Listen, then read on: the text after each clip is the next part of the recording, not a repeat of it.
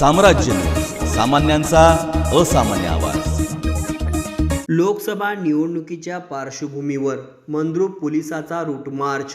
सोलापूर लोकसभा निवडणुकीच्या पार्श्वभूमीवर मंद्रुप गावातून पोलिसांकडून रूट मार्च काढण्यात आला। सोलापूर लोकसभेसाठी 7 मे रोजी मतदान होत आहे। या पार्श्वभूमीवर शांतता सुव्यवस्था कायम राहावी या उद्देशाने मंद्रुपचे सहाय्यक पोलीस निरीक्षक प्रशांत हुल्ले यांच्या मार्गदर्शनाखाली रूट मार्च काढण्यात आले।